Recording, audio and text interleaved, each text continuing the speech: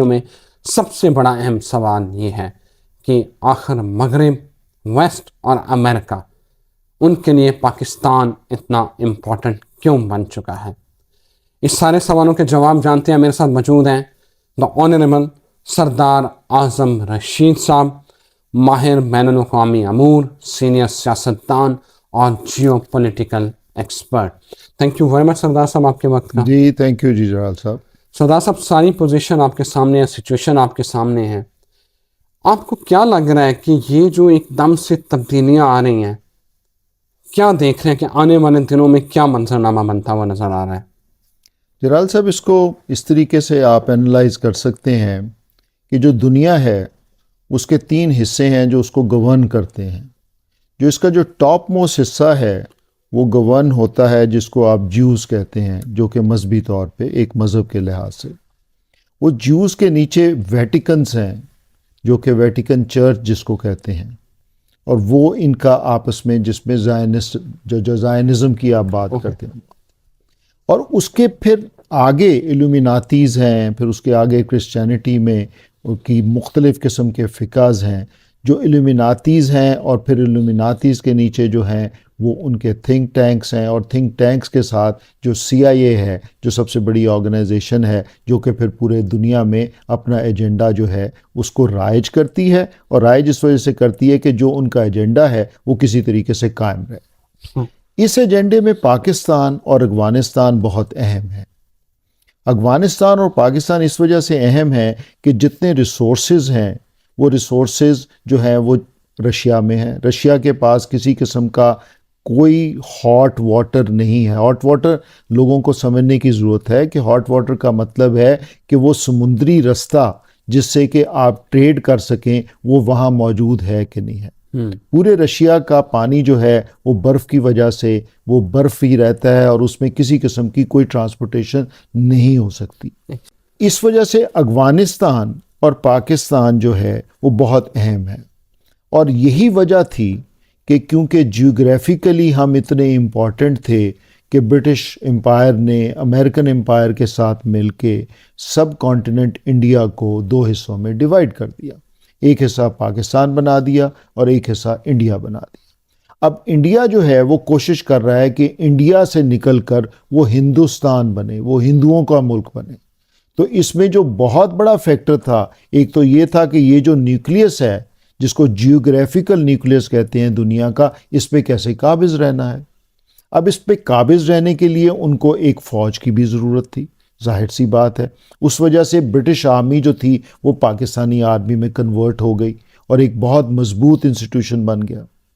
इसी वजह से फिर उन्होंने जो दूसरा मकसद था वो दूसरा मकसद था इस उम्मा को तोड़ने का। ये जो उम्मा है मुसलमानों की, ये सबसे बड़ी स्ट्रेंथ है मुसलमानों के पास। और इसी वजह से खिलाफत मूवमेंट चलती थी। जब एक मुसलमान को तकलीफ होती है, जो कॉन्सेप्ट है मुसलमान का, तमाम मुसलमान इकट्ठे हो जाते हैं उसकी मदद के लिए।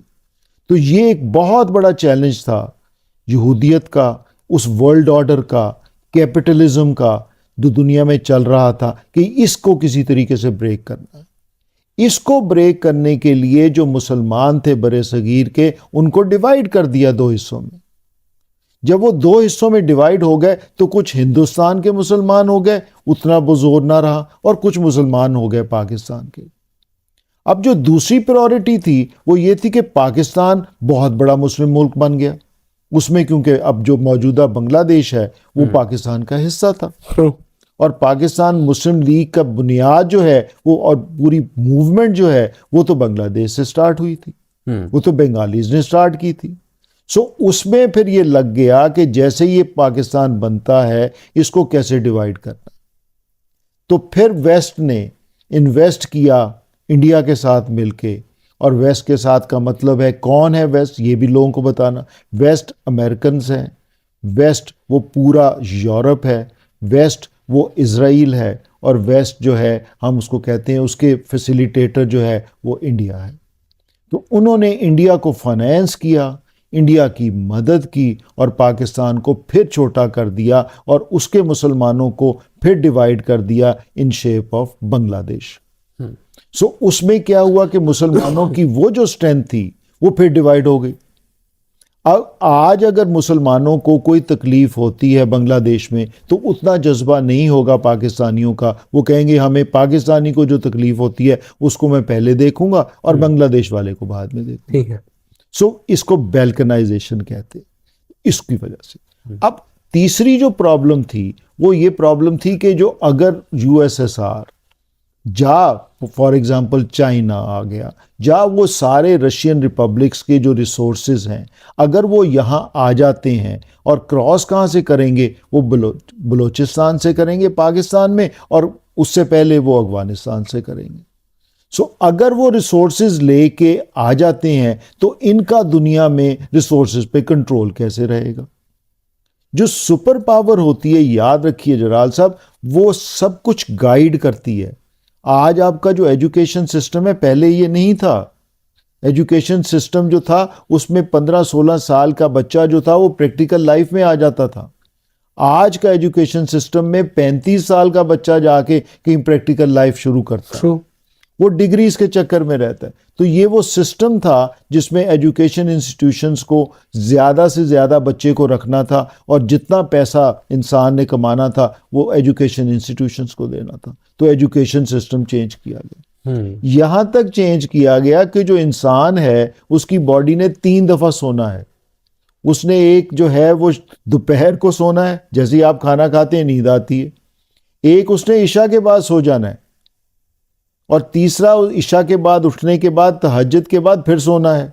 तो ये आपकी बॉडी है वो ट्यून अप हुई है 3 दफ़ा सोने में। वो जैसी कैपिटलिज्म आता है और मशीन आती है, उसने मशीन में लोगों ने काम करना था, उन्होंने वो दोनों आवर्स जो हैं खाने के और सोने के वो चेंज कर दिए, इंसान को मशीन के आगे खड़ा कर दिए। सो हर चीज़ चेंज हो गई, दुनिया बिल्कुल चेंज हो गई। अब इस दुनिया जब चेंज हुई तो उसमें जो इम्पोर्टेंस थी पाकिस्तान की पहले जैसे ही बनता है वो बहुत इम्पोर्टेंट थी as a military state. So obviously क्योंकि यूएसएसआर की आर्मी जो थी वो अफगानिस्तान को इन्वेड कर चुकी थी, वो आ चुके थे। वो अफगानिस्तान में क्यों आएंगे? क्या वो हॉलीवुड है? जहाँ वो बॉलीवुड है? क्या है? क्यों अफगानिस्तान में सारी सुपर पावर्स आती? वो कॉरिडोर है उस पावर का जो पावर पूरी दुनिया में चलाई जा रही है। वो कॉरिडोर है उस पानी का जो पानी चाहिए, हॉट वाटर्स। वो कॉरिडोर है उस ट्रेड का जिसके थ्रू ट्रेड होनी है। सो अब उसके बाद चाइना क्यों आपके पास आता है? चाइना इस वजह से आपके ग्वादर पोर्ट पे आया हुआ है और आपसे इंटरेस्ट कर रहा है और बेल्ट एंड रोड इनिशिएटिव में आपका सी पैक बना रहा है। वो क्यों बना रहा है? वो इस वजह से कि वो कॉरिडोर है। सो ये सबसे बड़ी इंपॉर्टेंस जो पाकिस्तान की है। Pakistan is even smaller than New York state, एक छोटा सा मुल्क है, 8.5-9 लाख स्क्वायर किलोमीटर का मुल्क है। सो इसमें कोई इतना बड़ा मुल्क नहीं है, लेकिन इंपॉर्टेंस बहुत है। इंपॉर्टेंस इस वजह से कि आप उस कॉरिडोर के अंदर बैठे हुए हैं। और इसमें जो पाकिस्तान में जो सबसे इंपॉर्टेंट जगह बलूचिस्तान है, इसी वजह से बलूचिस्तान में आप देखेंगे हमेशा डिस्टर्बेंस रहती है। वो डिस्टर्बेंस जो है इंटरनल नहीं है, ये लोगों को बताने की जरूरत है। उसमें 99% पार्ट जो है एक्सटर्नल पार्ट है। बलोचों को उठाने वाला, बीएलए बनाने वाले, डिफरेंट ऑर्गेनाइजेशंस बनाने वाले कौन है? उनको कहाँ से पैसा आता है? उनको कहाँ से फैसिलिटेट होता है? वो कहाँ से इतना पैसा ला के इतना बड़ा इंफ्रास्ट्रक्चर उनको दिया जाता है? सो पाकिस्तान की मुसीबत सबसे बड़ी ये है कि बनने के बाद पूरी दुनिया इसको तोड़ने पे खुदा न खास्ता लगी हुई है कि किसी तरीके से ये डेवलप ना हो सके। ये डेवलप हो जाएगा तो उनके इंटरेस्ट पूरे नहीं होंगे।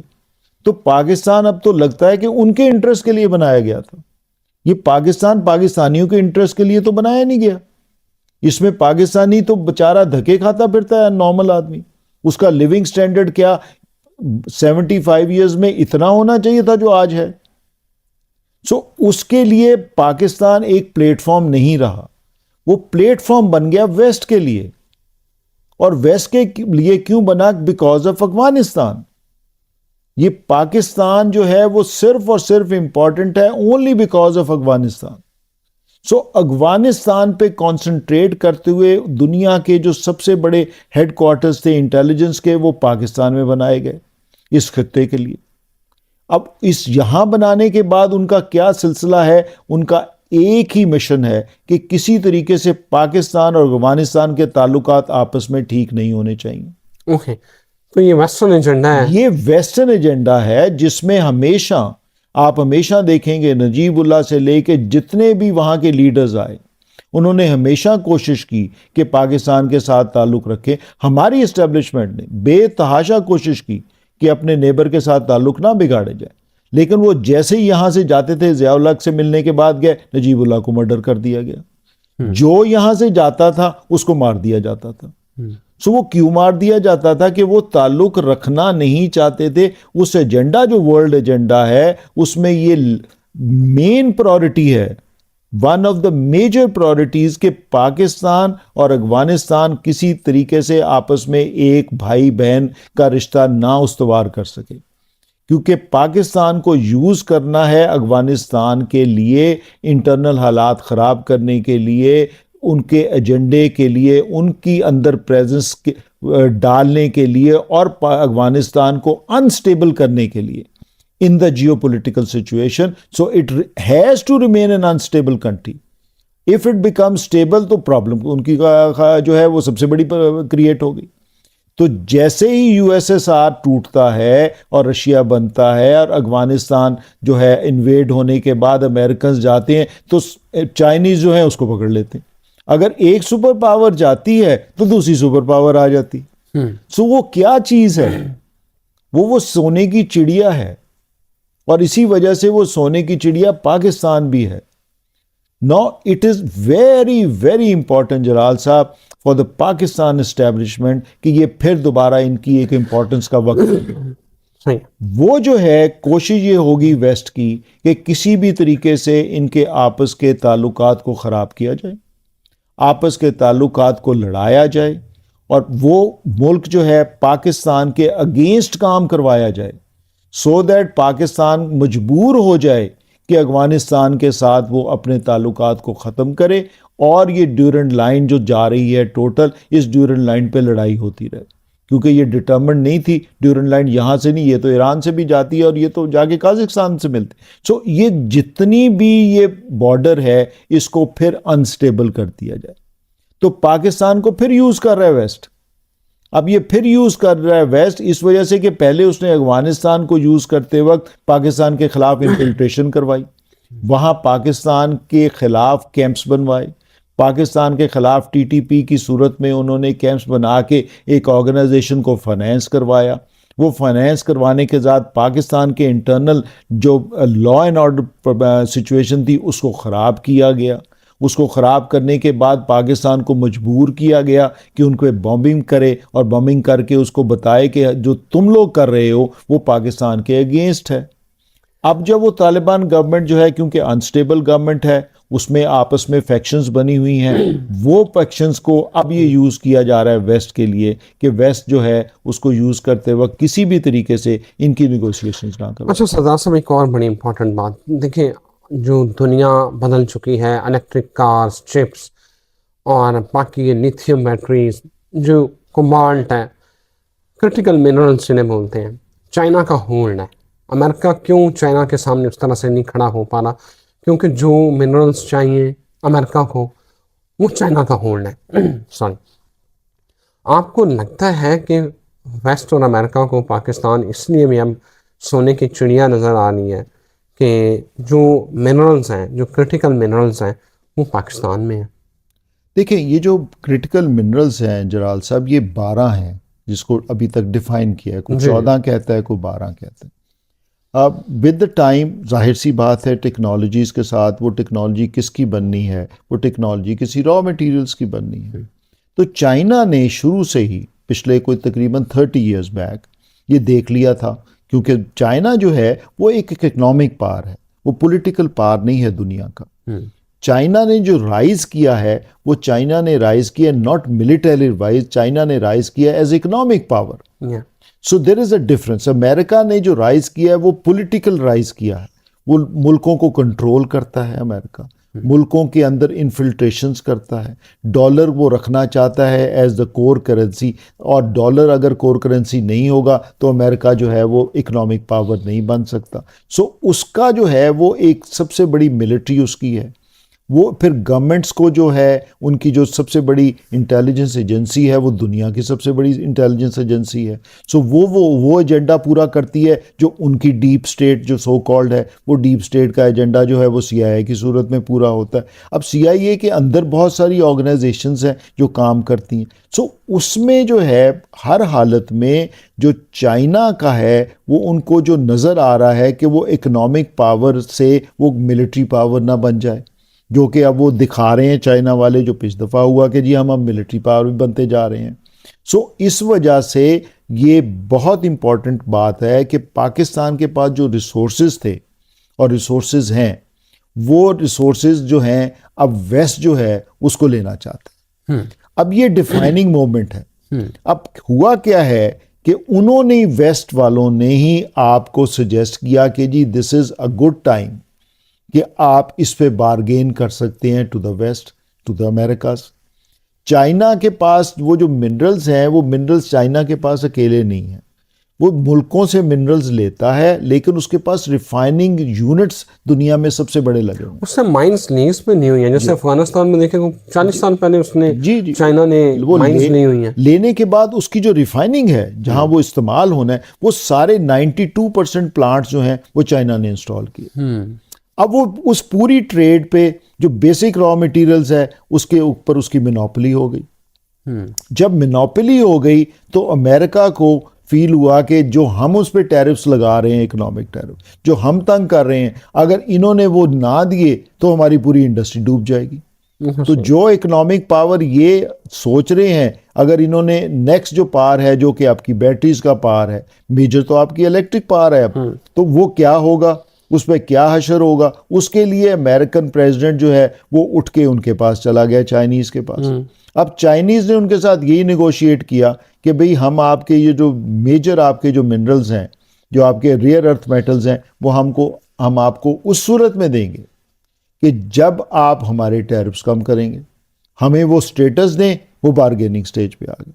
अब अमेरिका ये चाह रहा था कि हमारे पास एक ऑल्टरनेटिव रूट होना चाहिए, ऑल्टरनेटिव रिसोर्स होनी चाहिए। इंडिया के पास भी है ये रेयर अर्थ, वो ये नहीं है कि उनके पास नहीं है, उनके पास भी है, अफ्रीका में बहुत है। सो ये सब मुल्कों में है। अब उसमें उनके लिए जो बहुत ईजीएस्ट ट्रैप था वो पाकिस्तान था। सो इन्हीं को वो लेके गए, और इनको लेके जाने के बाद वेस्ट ने कहा कि यस, तुम जाके ये कहो कि जी ये चीज़ भी हमारे पास है, so we are also very important. तो उन्होंने कहा जी ये तो we are very much interested, अब हमें उसके लिए कुछ जाने के लिए पोर्ट भी तो दें, हम उसको ट्रांसपोर्ट कहाँ करेंगे। That thing is very dangerous for Pakistan.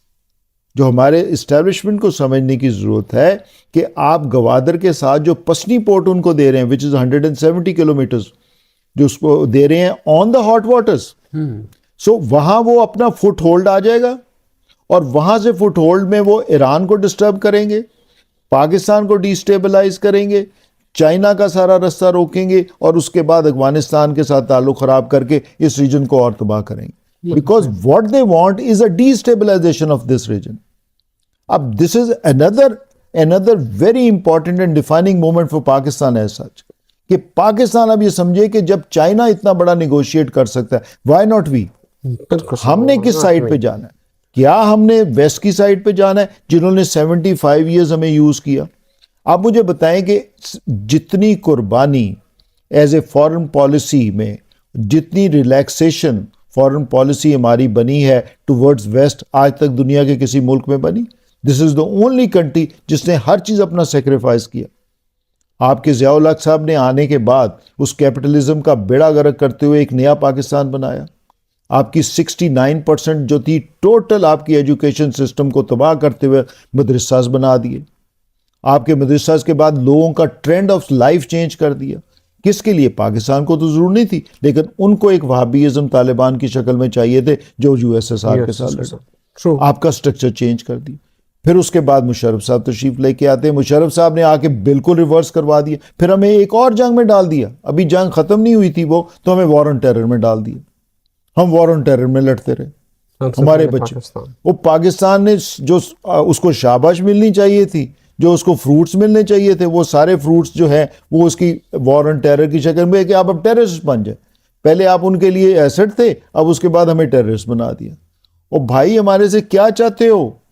कि मकसद है कि हमारे से इस्तेमाल भी हमें कर रहे हो, हमारे बेड़ा गर्क आपने हमारे एजुकेशन सिस्टम का कर दिया, हमारे फाइबर ऑफ द सोसाइटी को कर दिया, ड्रग्स हमारे मिले, हर चीज। अब ड्रग्स जो हैं पाकिस्तान ने बनाए थे, ड्रग्स तो CIA ने बनाए थे अफगानिस्तान में, उनका तो काम है। वो सारे ड्रग्स जो हैं उसके पैसे जो हैं वो यूक्रेन में उसके सेटलमेंट होती थी, वो दुनिया में सारी कंपनीज को सप्लाई करते थे, फार्मास्यूटिकल इंडस्ट्री को जाती थी। पाकिस्तान को उसका विक्टिम बना दिया।